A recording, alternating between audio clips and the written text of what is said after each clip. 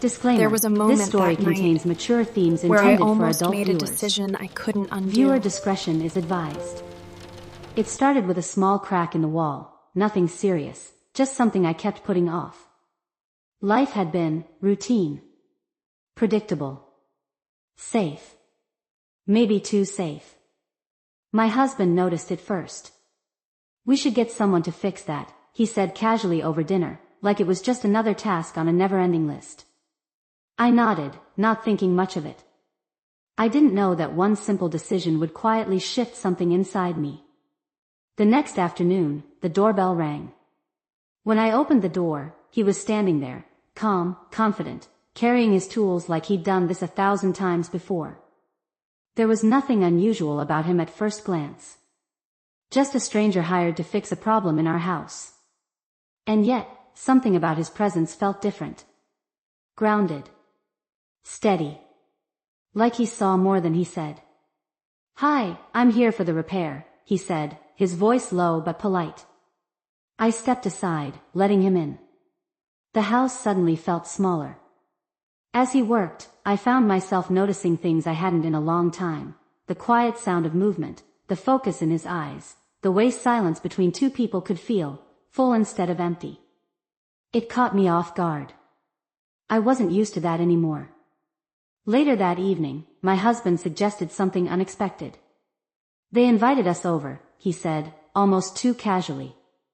"Him and his wife. Just dinner. Could be nice." I hesitated.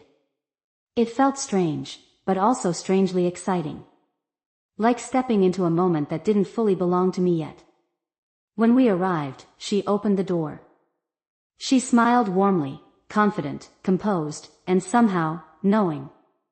The kind of presence that made you aware of yourself without saying a word. The four of us sat together, laughter flowing easily, conversation stretching longer than planned. But beneath it all, there was something else, unspoken, shifting quietly between glances, pauses, and half-finished thoughts. At one point, our eyes met across the room. Just for a second. And in that second, something changed.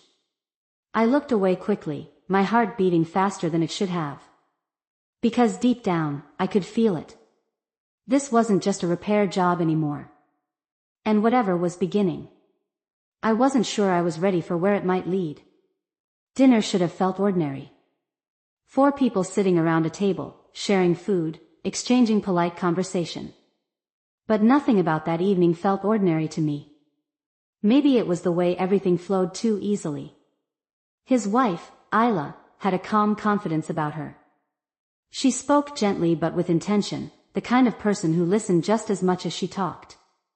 Across from her, my husband seemed relaxed, even more than usual, laughing in a way I hadn't heard in a while. It should have made me happy. And part of me was. But another part of me felt aware. Of everything. Of him. Every now and then, I'd catch him glancing in my direction. Not long enough to be obvious, but just enough to make me question if I imagined it. Each time, I'd quickly look away, pretending to focus on something else, my glass, the table, anything. "So how long have you two been married?" Isla asked, her eyes resting softly on me. 6 years, I replied, offering a small smile. "It's been steady." "Steady can be a good thing," she said, though something in her tone made me wonder if she meant more than that. The conversation shifted, but her words stayed with me. After dinner, we moved into the living room. The lights were dimmer there, softer. My husband and Isla ended up talking near the window, their voices low but comfortable. I stayed back for a moment, unsure where to place myself, until I felt him step beside me. "Quiet, isn't it?" he said. I nodded. "Yeah, but not in a bad way." There was a pause. Not awkward. Just present. "You don't seem like someone who likes quiet," he added, glancing at me briefly.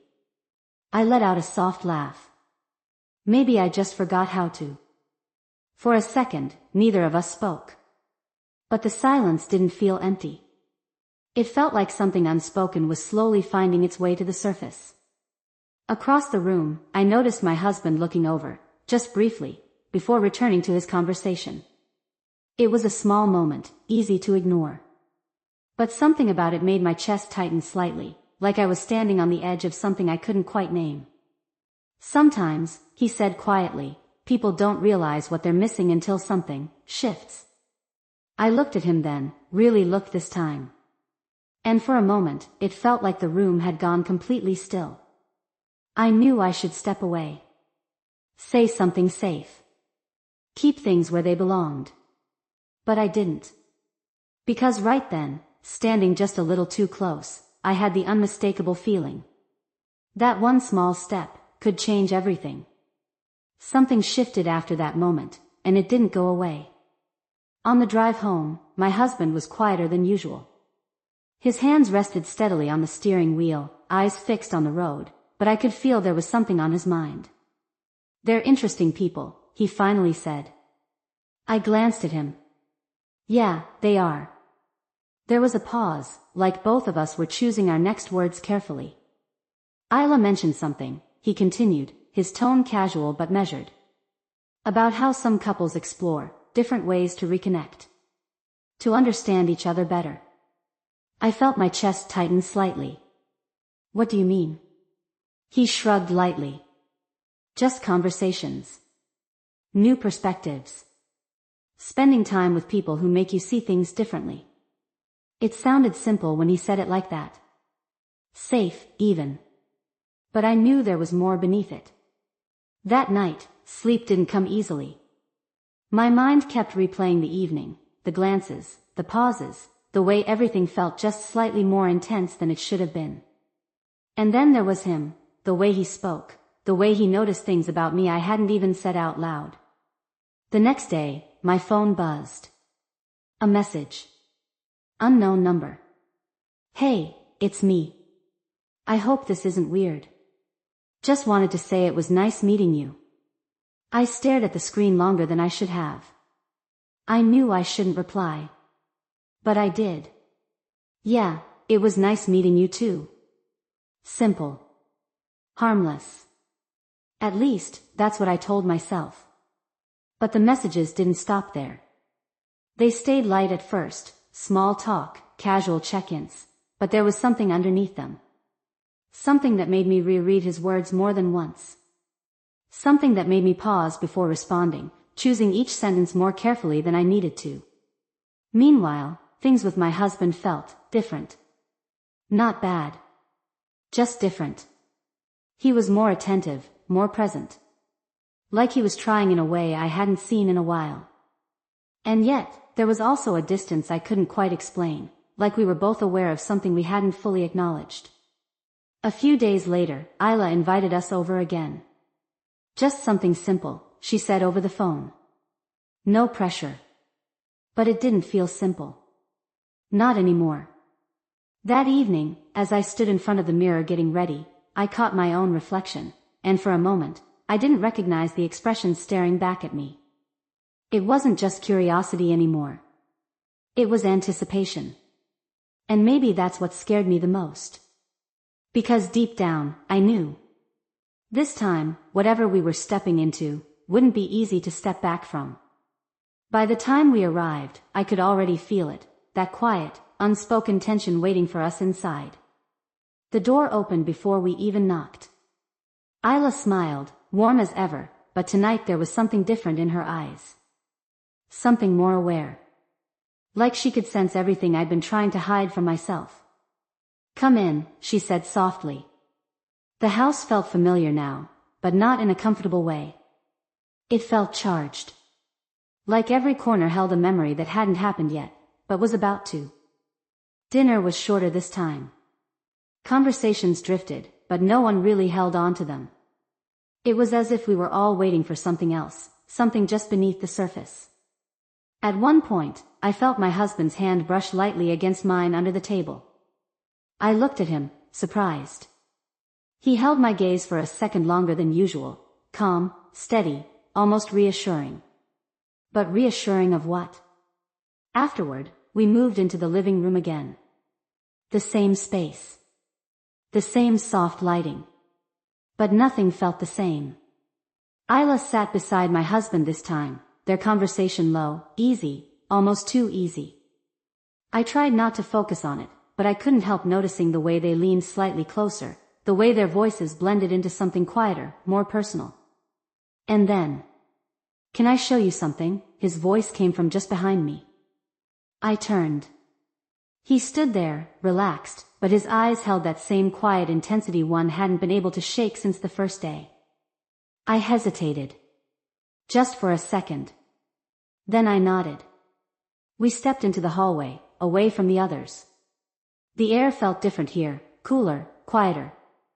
My heartbeat felt louder than it should have. "It's just in here," he said, gesturing toward a partially open door. I stepped inside. The room was simple. A workspace, half-finished repairs, tools neatly set aside. But none of that mattered. What mattered was how close he was now. Closer than before. Too close. I turned slightly, meaning to say something, anything, to break the tension. But the words didn't come. "Are you okay?" he asked softly. I nodded, even though I wasn't sure it was true. Because standing there, just a breath away, everything felt louder. My thoughts, my emotions, the pull I had been trying to ignore for days. From the living room, I could faintly hear laughter, my husband's voice among it. And for a split second, something inside me shifted. Not guilt. Not yet. Something else. Something dangerous. I looked back at him. And this time, I didn't step away. I could feel it now, there was no pretending anymore. The air between us had changed, thick with something neither of us was saying out loud. Every second in that room stretched longer than it should have, like time itself was waiting to see what I would do next. "You don't have to stay," he said quietly, though his voice didn't quite match the words. It wasn't distant. It wasn't neutral. It felt like a test. I swallowed, my fingers tightening slightly at my side. "I know." But I didn't move. Instead, I became more aware of everything, how close he was, the steady rhythm of his breathing, the way my own thoughts felt louder than ever before. It wasn't just attraction anymore. It was something deeper, something that had been building in quiet moments and stolen glances. And now it was here. Real. Before either of us could say anything else, a soft knock broke the moment. The door opened slightly. Isla. Her eyes moved between us, taking in the space, the silence, the tension we hadn't managed to hide. But instead of surprise, she smiled. Not wide, not obvious. Just enough to make my heart skip. "There you are," she said gently. "We were wondering where you went." Her voice was calm, but there was something underneath it, something knowing. Something intentional. I stepped back instinctively, creating distance, but it felt too late for that. Too late to pretend this was still simple. Isla leaned lightly against the doorframe, her gaze settling on me now. "You okay?" I nodded, though my voice didn't come out. For a moment, no one moved. And then, from the living room, my husband's voice echoed faintly, calling my name. Everything inside me froze. Isla glanced toward the sound, then back at me. "He trusts you," she said softly, almost like a statement rather than a question. The words hit harder than I expected. Because she wasn't wrong. That trust had always been steady. Unshaken. Safe. And now, it felt like I was standing right on the edge of breaking it. But then she added, just as quietly. Sometimes trust isn't about staying the same. Sometimes it's about seeing what happens when things change.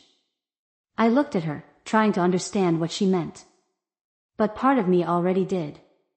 This wasn't accidental. None of it was. The dinner, the conversations, the way everything had unfolded, it all felt too aligned, too deliberate. Like we had been slowly guided to this exact moment without realizing it.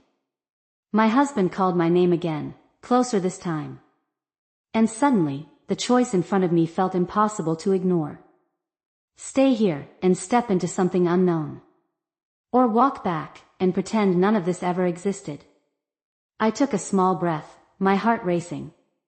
And then I heard footsteps approaching the hallway. The footsteps stopped just outside the hallway. Everything inside me went still. For a split second, I thought the moment would shatter, that whatever fragile, dangerous space we had stepped into would collapse under reality. But it didn't. Instead, my husband appeared at the end of the hallway, and paused. His eyes moved between the three of us, me, standing too close, him just behind me, and Isla still leaning quietly against the doorframe. There was no anger. No shock. Just understanding. And somehow, that felt even heavier. "You okay?" he asked, his voice calm, steady. I nodded slowly, though my heart was racing. "Yeah. I just needed a second." He stepped closer, not rushing, not forcing anything. His presence felt grounding, familiar, but also different now. Like he could see something in me that had shifted. "I figured," he said softly. Silence settled again, but this time it wasn't tense, it was revealing. Because in that moment, I realized something I hadn't been ready to admit before.